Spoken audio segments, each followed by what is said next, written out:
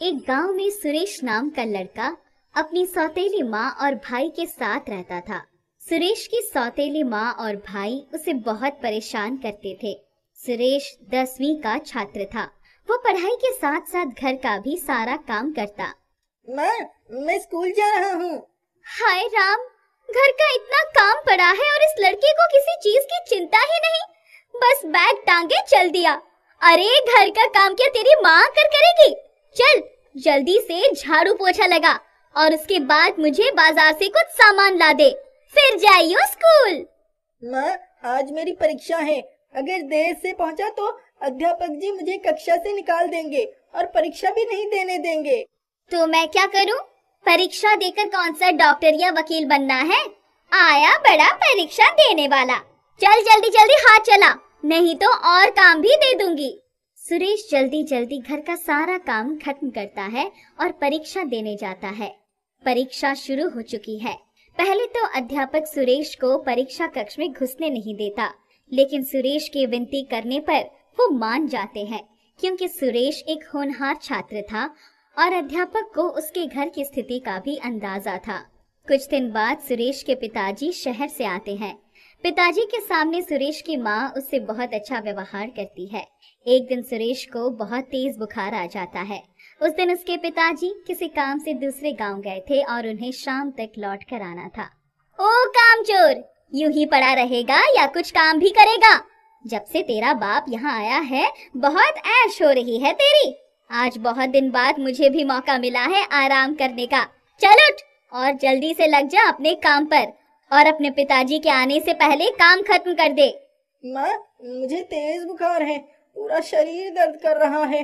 सुबह से कुछ खाया भी नहीं है तो बहुत कमजोर महसूस हो रहा है। माँ, कुछ खाने को दे दो ना, तभी मैं दवा ले सकूंगा।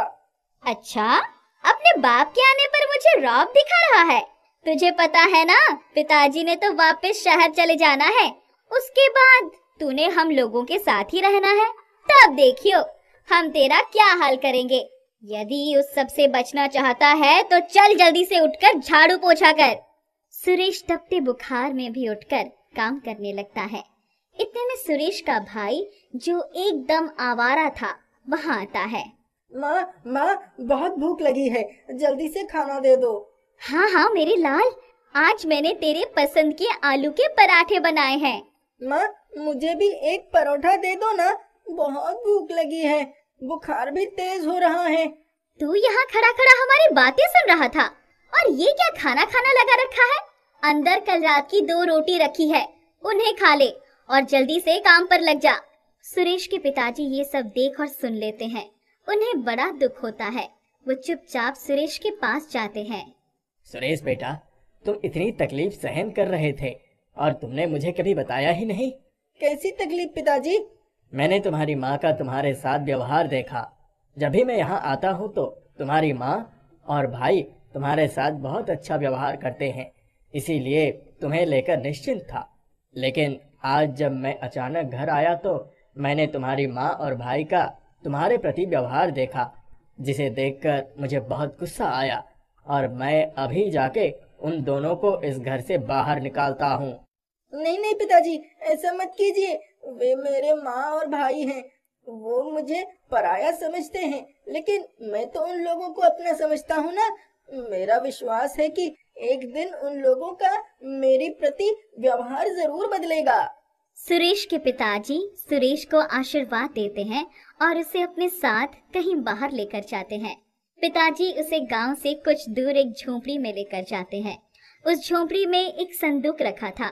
पिताजी उस संदूक में से एक तवा निकालते हैं।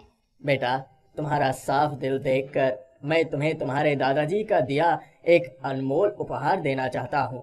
ये लो, ये तवा तुम रखो। पर पिताजी, मैं इस तवे का क्या करूँगा? मेरे पास ना तो आटा है और ना ही मुझे रोटी बनाना आता है। बेटा, ये कोई आम तवा नहीं है, ये एक जादुई तवा है जिससे तुम किसी भी तरह की रोटी या पराठा मान सकते हो। इसके लिए तुम्हें आटा या तेल की आवश्यकता भी नहीं है। मुझे गोभी का पराठा चाहिए। पिताजी के इतने कहते ही उन्हें गोभी का पराठा मिल जाता है। सुरेश बड़े चाव से वो पराठा खाता है, जो बहुत ही स्वादिष्ट था। उसके बाद पिताजी सुरेश को उसका मनपसंद पराठा लेने को कहते हैं। मुझे एक आलू का पराठा और एक पनीर का पराठा चाहिए। सुरेश को उसकी पसंद के पराठे मिलते हैं। सुरेश बड़े चाव से उन्हें खाता है।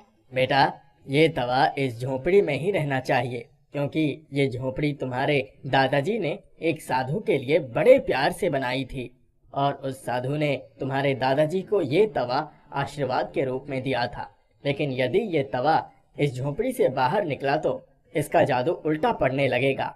इसीलिए तुम्हें इस बात का ध्यान रखना होगा और इसके बारे में कभी किसी को पता नहीं चलना चाहिए। आप निश्चित रहिए पिताजी, मैं इसके बारे में कभी किसी को नहीं बताऊंगा। लेकिन क्या मैं इससे बने परोठे गांव में बेचकर कुछ पैसे कमा सकता हूँ, जिससे मैं अपनी पढ़ाई लिखाई का खर्चा कर सकूं? लेकिन मैं तुम्हें हर महीने पैसे देता रहूंगा। तुम उन पैसों का उपयोग क्यों नहीं करते? वो असल में... क्या बात है बेटा, तुम मुझसे कुछ छुपा तो नहीं रहे हो? बताओ मुझे, क्या बात है? पिताजी, वो पैसे तो माँ और भाई ले लेते हैं। मैंने अभी तक स्कूल की फीस भी नहीं भरी, जिसकी वजह से मेरा नाम स्कूल से काट दिया जाएगा, और फिर मैं पढ़ाई कैसे करूँगा? ठीक है बेटा। सुरेश अपने पिताजी के साथ घर वापस आ जाता है। अगले दिन उसके पिताजी शहर वापस चले जाते हैं। सुरेश की माँ उसके साथ फिर वही दुर्व्यवहार करने लगती है। लेकिन अब सुरेश में बहुत बदलाव आ चुका था। वो फटाफट घर का सारा काम खत्म करके चुपके से झोंपड़ी में जाता। मुझे 4 गोभी के परोठे चाहिए। तवे पर तुरंत ही गर्मा गर्म 4 गोभी के पराठे आ जाते हैं। सुरेश उन्हें लेकर गांव में निकला और 4 व्यक्तियों को उसने वो पराठे बेचे, जिससे उसे प्रत्येक पराठे के 20 रुपए यानी कुल 80 रुपए मिले। सुरेश ने घर जाके चुपचाप रुपए अपनी अलमारी में छुपा दिए। अब सुरेश प्रतिदिन उस झोंपड़ी में जाता। मुझे 6 परोठे आलू के और 6 परोठे पनीर के चाहिए। तवा सुरेश को गर्मा गर्म पराठे दे देता है। सुरेश वो पराठे लेकर गांव में जाकर बेचता है, जिससे उसे अच्छे पैसे मिल जाते हैं। सुरेश के पराठों का गांव में बहुत नाम होने लगा था। एक दिन सुरेश का सौतेला भाई उसे पराठे बेचते देख लेता है। ये सुरेश के पास इतने पैसे कहाँ से आए, जो इतने सारे परोठे बेचने के लिए लेकर आया है? जरूर कुछ तो गड़बड़ है। माँ को जाकर बताता हूँ। माँ, जानती हो आज मैंने बाजार में क्या देखा? अरे क्या हुआ? कोई भूत वो देख लिया क्या? अरे माँ, क्या तुम भी कैसी बातें करती हो? मैंने तो उस सुरेश के बच्चे को परोठे बेचते देखा है। तू तो जाके अपने दिमाग का इलाज करा। उसके पास इतने पैसे हैं जो पराठे खरीद सके और बेच सके। तूने किसी और को देखा होगा। नहीं माँ, मैं सच कह रहा हूँ। आपको विश्वास नहीं होता तो चलो अभी आप मेरे साथ बाजार चलो और अपनी आंखों से देखो, वो अभी भी बाजार में परोठे बेचता है। माँ और भाई दोनों बाजार जाते हैं, जहाँ सुरेश अभी पराठे बेच रहा था। इसके पास इतने पैसे कहाँ से आए? चल अभी चलकर इसकी खबर लेती हूँ। नहीं माँ, यहीं रुको। हम उसका पीछा करते हैं और देखते हैं कि आखिर ये पैसे कहाँ से लाता है। सुरेश बाजार में पराठे बेचने के बाद झोंपड़ी की ओर जाता है। सुरेश की माँ और भाई उसका चुपके से पीछा करते हैं। सुरेश झोंपड़ी में जाके तवे से और पराठे मांगता है। सुरेश की माँ और भाई खिड़की से सब देख लेते हैं। अच्छा, तो ये सब इस जादुई तवे का कमाल है। चलो माँ, चलकर हम ये तवा चुरा लेते हैं। यदि हमारे पास ये तवा आ जाए तो हम भी परोठे बेचकर अच्छा पैसा कमाएंगे और कोई बड़ा व्यापार कर सकते हैं। माँ को भाई की बात जचती है। जैसे ही सुरेश झोंपड़ी से बाहर जाता है, दोनों मौका पाकर तवा चुरा लेते हैं। वे लोग तवे को अपने घर ले जाते हैं। ए तवे, चल जल्दी से 4 आलू के पराठे दे हमको। माँ और भाई पराठे का इंतजार कर रहे थे, लेकिन ये क्या, इसमें तो चूहे निकल आए। सुरेश की माँ और भाई बहुत डर जाते हैं। वे किसी तरह चूहों को भगाते हैं। माँ, चलो एक बार फिर से प्रयास करते हैं। हमें 4 गोभी के पराठे दे। इस बार उस तवे से एक सांप निकल आता है और वो सुरेश के भाई को काट लेता है। सुरेश की माँ तवा लेकर तुरंत झोंपड़ी की तरफ भागती है। सुरेश, सुरेश, बेटा अपने भाई को बचा ले बेटा। माँ रोते रोते सुरेश को सारी बात बता देती है। वो सुरेश से अपने व्यवहार की माफी मांगती है। सुरेश जल्दी से घर जाकर अपने भाई को अस्पताल लेकर जाता है और उसकी जान बचाता है। सुरेश की माँ और भाई बहुत शर्मिंदा होते हैं क्योंकि उन्होंने सुरेश के साथ बहुत बुरा व्यवहार किया।